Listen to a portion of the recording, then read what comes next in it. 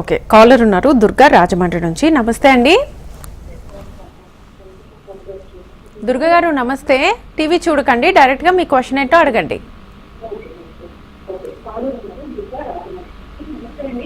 నమస్తే మేడం. మాట్లాడండి, మీ క్వశ్చన్ ఏంటో అడగండి, ఫోన్లోనే అడగండి, టీవీ చూడకండి. అదే మేడం, మా పాపకి సంతానం కలగలేదు, 5 సంవత్సరాలు లేదు మేడం.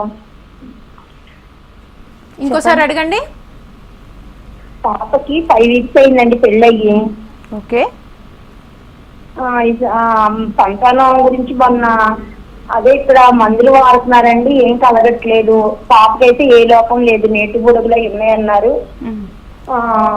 మందులు వాడే తగ్గినాయి, కానీ లేట్ అవుతుందండి మరి ప్రెగ్నెన్సీ రావడానికి. కాదండి, ట్యూబ్ టెస్ట్ అది చేయించారా మీ అమ్మాయికి? మొత్తం అన్ని టెస్టులు కూడా హైదరాబాద్ లో చేయించామండి, అంతా బానే ఉంది. హస్బెండ్ సెమెన్ అనాలిసిస్ చేయించారమ్మా? అది కూడా చేయించారండి, అవి కూడా బానే ఉందండి. ఓకే, అంటే అన్నీ బాగానే ఉండి ప్రెగ్నెన్సీ రాకపోవడాన్ని యూజువల్గా అన్ఎక్స్ప్లెయిన్ ఇన్ఫర్టిలిటీ అంటాము. సో దీనికి మెయిన్గా ఈ టాబ్లెట్ మెథడ్ అనేది పెద్దగా వర్క్ కాదు.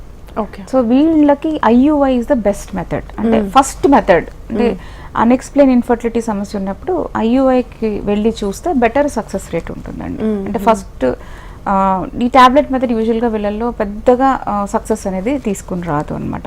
ఇది పీసీఓఎస్ వాళ్ళలో బాగా వర్క్ అవుతుంది, కానీ ఐయుఐ వర్క్స్ బెటర్ ఫర్ ఈ టైప్ ఆఫ్ ప్రాబ్లమ్స్.